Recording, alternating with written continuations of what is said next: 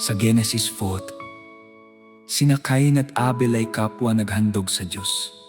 Sa Diyos tinanggap ng Panginoon ang handog ni Abel.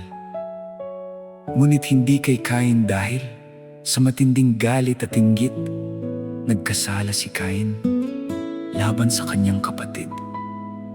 At pagkatapos ay sinubukan niyang itago ang kanyang ginawa. Tinanong siya ng Diyos, "Nasaan ang iyong kapatid?" Ipinakita ng kabanata ang mapanganib na bunga ng galit na hindi pinipigil, ang bigat ng kasalanan, at ang katotohanang nakikita ng Diyos ang kalagayan ng puso ng tao.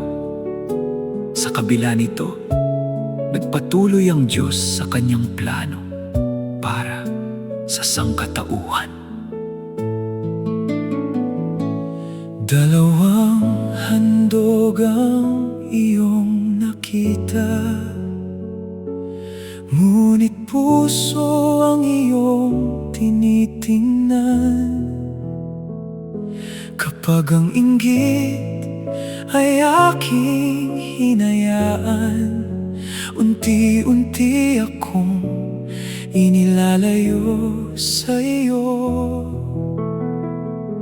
Panginoon, bantayan mo ang puso bago ang galit ay maging kasalanan. Turuan mo akong magmahal sa kapatid at piliin ang daan ng kabutihan. Nasaan ang iyong kapatid?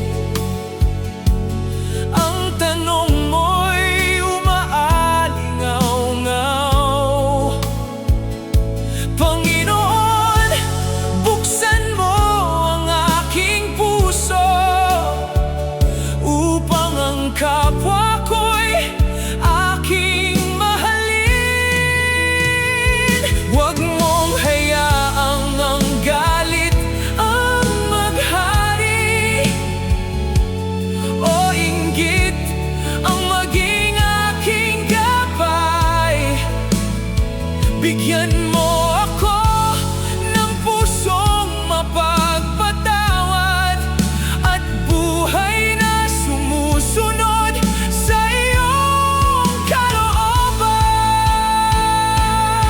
Kung may galit sa puso ko, alisin mo. Kung may inggit, iyong linisin. Bago ako tumingin sa pagkukulang ng iba, sarili kong puso muna'y iyong baguhin.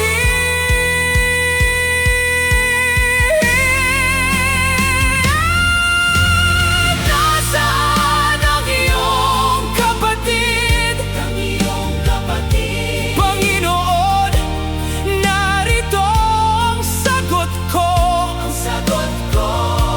Nais kong maging tagapangalaga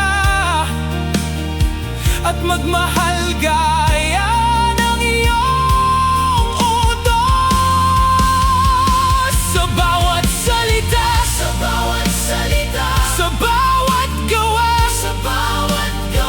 hayaan mong ikaw ang makita. Ang puso kong dating puno ng galit, gawin mong tahanan ng iyong pag-ibig. Panginoon, bantayan mo ang puso ko. Sa iyo ko ito buong iniaalay. Ang Genesis 4 ay paalala na ang kasalanan ay maaaring magsimula sa puso bago makita sa ating mga gawa. Tinuturuan tayo ng Diyos na harapin ang galit, inggit, at sama ng loob bago tayo makasakit ng iba. Ang tanong na, nasaan ang iyong kapatid?